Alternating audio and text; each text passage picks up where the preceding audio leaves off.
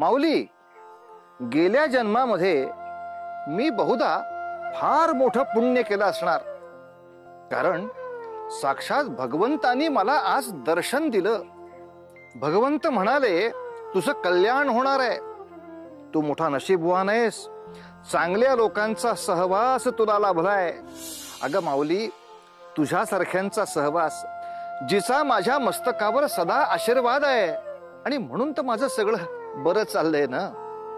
त्या क्षणी खाडकन माझे डोळे उघडले आणि मनोमन मी भगवंताचे आभार मानले. त्याच क्षणी माझ्या मनात विचार आला की आपल्या कथेमधली यमुना, ती सुद्धा भाग्यवान असली पाहिजे, कारण तिच्या इतक्या लहान वयात देवीनं तिला साक्षात दर्शन दिलंय. आणि भल्या पहाटेची वेळ, पहाटेची स्वप्न खरी होतात माऊली. पुत्री यमुना, आजच तुझा विवाह संपन्न झाला आहे, त्यामुळे होणारा आनंद दिसतो आहे. परंतु त्या आनंदानंतर येणारे संकट त्याहून भीषण आहे. कुठले संकट देवी? तुझ्या पतीचा जीव धोक्यात आहे. सर्पदंशामुळे त्याचा मृत्यू होऊ शकतो.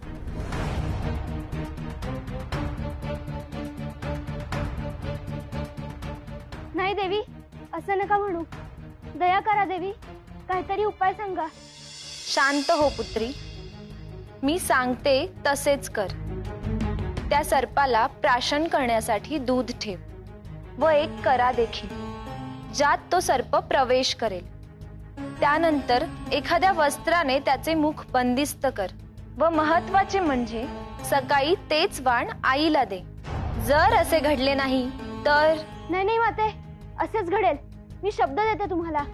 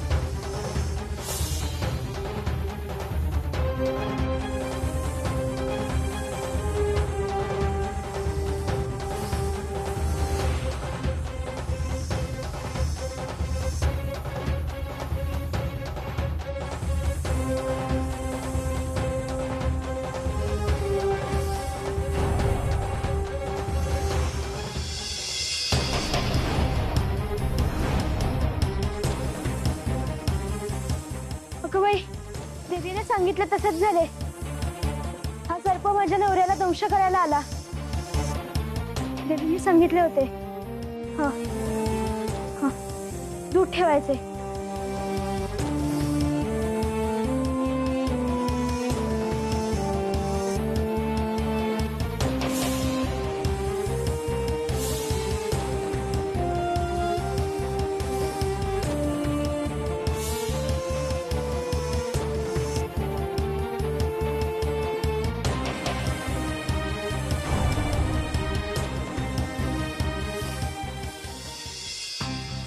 हे नागदेवता, देवीच्या भाकितानुसार तू येथे आलास.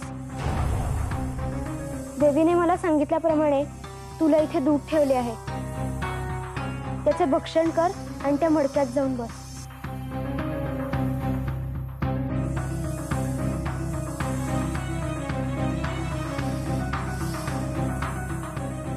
हे नागदेवता, माझा आजच विवाह झाला आहे आणि आजच्याच दिवशी त्यांचे प्राण तू हरण केलेस, तर मी काय करू?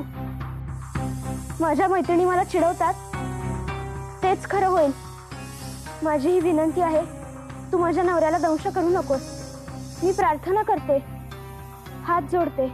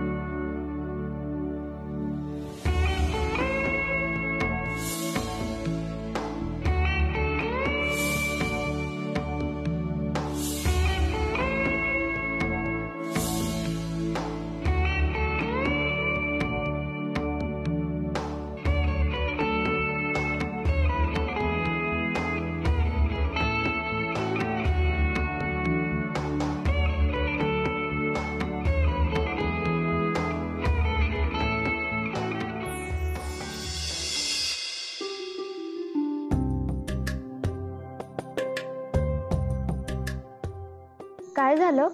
झोप येत नाहीये का? यमू, अगं खायला दे ना काहीतरी. खूप भूक लागली आहे का? आत्ता यावेळेस काय खायला देऊ?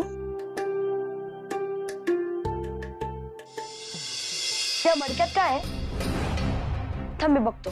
नाही नाही, नको नको. ते माझ्या व्रतासाठी झाकून ठेवलं आहे.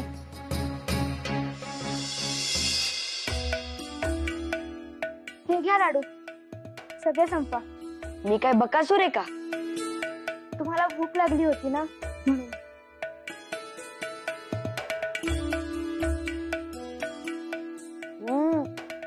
खूप चविष्ट आहेत बरं का लाडू. मग माझ्या आईच्या हाताला आहेत चव.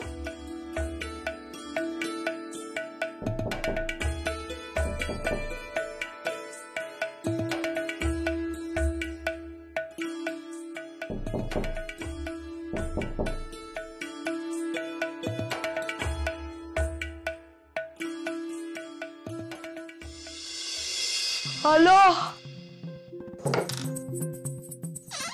मामा. बरं चल, आपल्याला निघायचंय.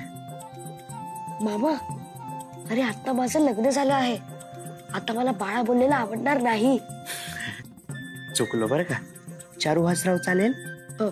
बर, निघायचं. मामा तू हो पुढे, मी आलोच. बरं चालेल.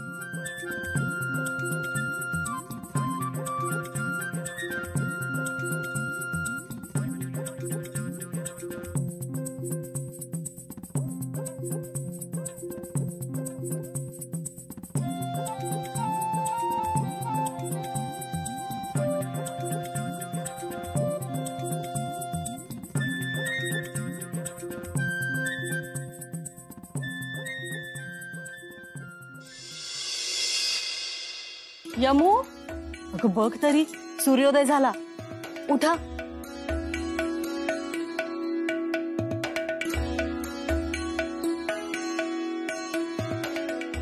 हे काय? चारुहास कुठे आहे? अगं, नवऱ्याला का कोणी नावाने हाक मारतं? ते आणि त्यांचे मामा काशी नगरीला गेले आहेत. त्यांचे कार्य पूर्ण झालं की येतील पुन्हा. तू उठ. असे कसे? मला न कळवता कसे काय गेले? तू झोपली होतीस म्हणून. उठा. देवीने जो दृष्टांत दिला त्याबद्दल आईला सांगावे का? हो, सांगावे तर लागणार. त्याशिवाय पतिदेवांचे रक्षण कसे होईल?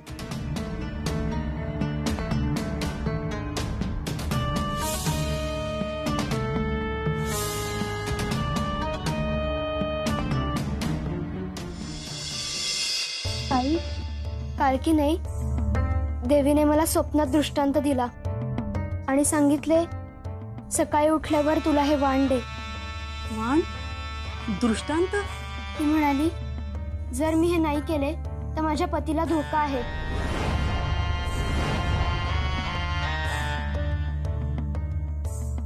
काय यात? कसं सांगू आईला की की त्या मडक्यात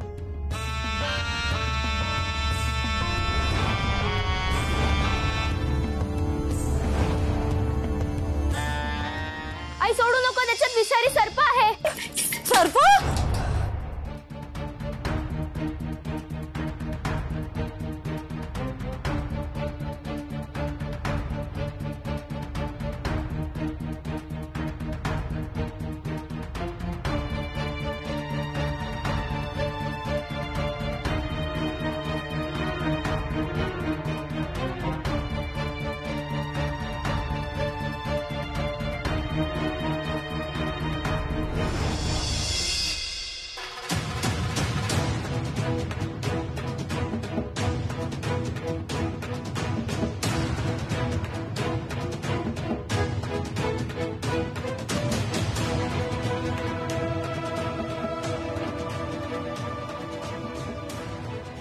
आई, हा काय चमत्कार आहे?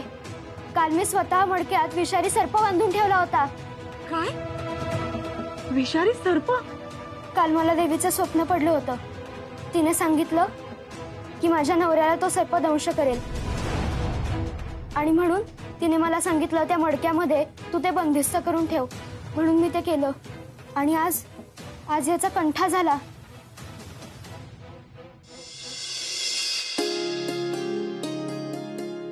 बाळा, हा सगळा देवीचा महिमा आहे. आपल्या प्रामाणिक भक्तीचा परिणाम आहे हा.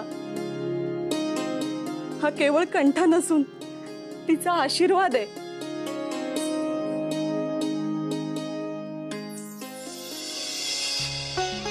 आता मामा आणि भाचे यांचा प्रवास सुरू झाला.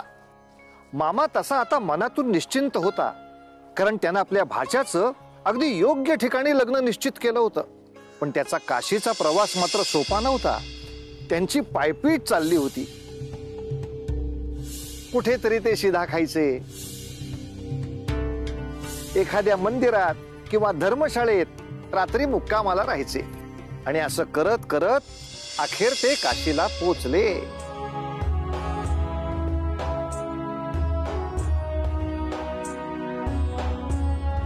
पण अनुसूया मात्र यापासून अनभिज्ञ होती.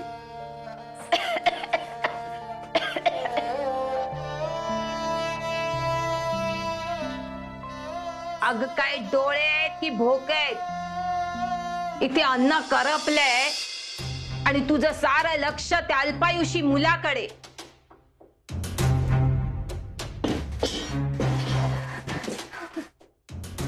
क्षमा करा आई, माझे मनच कशात लागत नाही. मी तरी काय करावे? अगं मग जीव दे जाऊन त्या विहिरीत. आता तरी मान्य कर, तो अल्पायुषी मुलगा काही जगणार नाही. अगं देवीचे शाप खोटे ठरत नसतात आणि त्याच्या मृत्यूला कारणीभूत तूच ठरशील, हे लक्षात ठेव. त्यावेळेचा काशीचा प्रवास म्हणजे आज आहे तितका साधा सोपा नव्हता. तिकडे गेलेला माणूस कधी परत यायचा पण नाही. रस्ता अवघड होता, मध्ये अरण्य होती, त्यामुळे बराच काळ जायचा त्याच्यामध्ये. चारुवास, ए बाळा, काय होतंय तुला? सगळे क्षेम आहे ना? माहित नाही मामा, माझे डोके का दुखत आहे. काय होत याला? नाही नाही, एक काम कर, तू माझ्या पाठीवर चढ.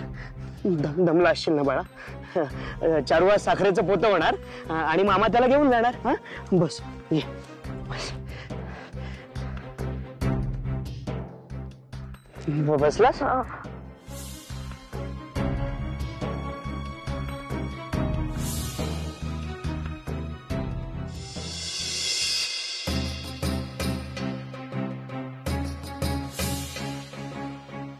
ए चारुवास, ए हे बाळा, बस इथे, बस बस बस. हा बस. हे बा, हे उठ, हे उठ बाळा, उठ. तुला कसला त्रास होतोय रे? शुद्धीवर ये ना बाळा. असं नाही घाबरायचा.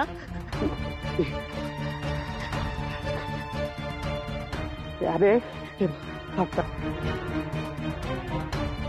नाही होते काहीच. थांबा.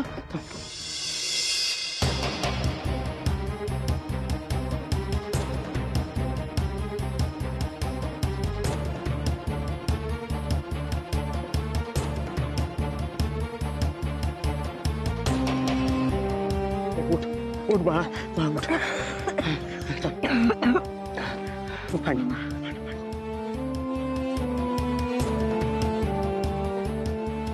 मामा, मामा, माझे डोके खूप दुखते.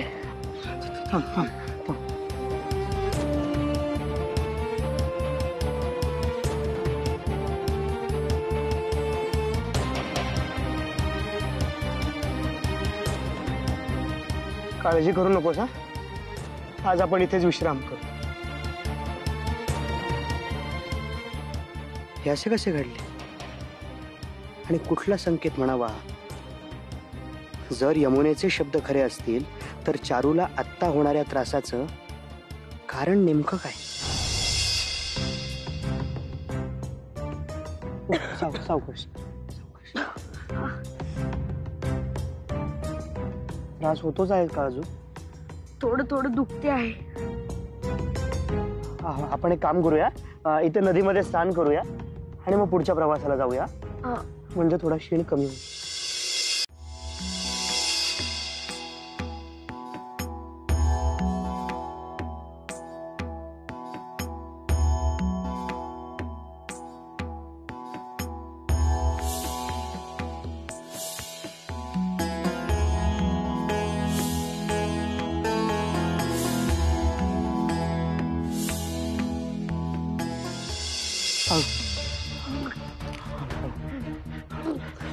हळू हळू, काय होत नाही.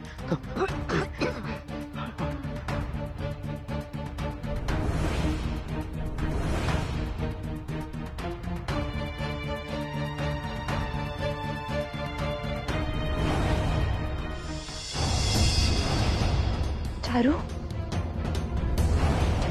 देवी, हा काय अपशगुन आहे तुझा? त्याची काय चूक आहे या प्रार्थनामध्ये? त्याला सुखरूप ठेव माते, त्याचे प्राण नको हरण करू.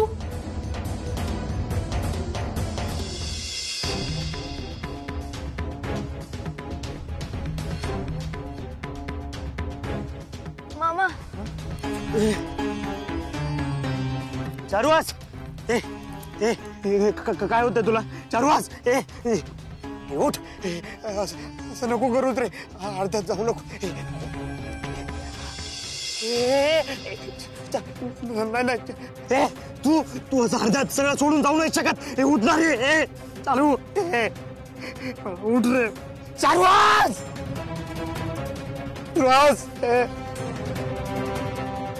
सगळं संपलं, माफ करतोय.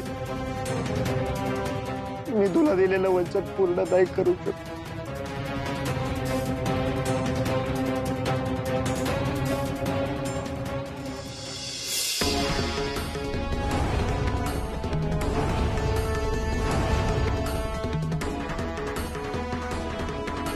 चल बाळा, तुझी या जगातील गतिका भरली आहे.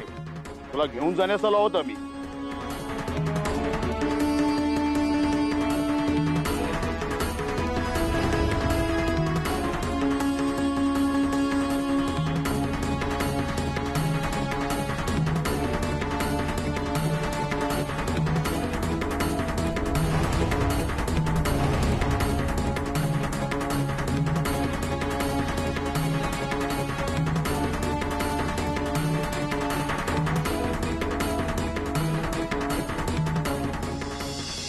चारुहासच्या अल्पायुषी आयुष्यात तो अमंगल क्षण आलाच. त्याला नेण्यासाठी साक्षात यमदूत त्याच्या दारात येऊन उभे राहिले. नाही माऊली, मला ते दृश्य पाहवत नाही. आत्ता कुठे त्याच्या सुखी आयुष्याची सुरुवात झाली होती. त्याच्या सुंदर वैवाहिक जीवनाचा आरंभ झाला होता. पत्नी यमुना किती आनंदात होती. आई अनसुया तिन्ही त्रिकाळ देवाला साकडं घालत होती. या सगळ्यांचं पुण्य काहीच कामी येणार नाही का ग? पण आता विधिलिखितच असेल तर चारुहासला या पृथ्वीवरून जावं लागेल.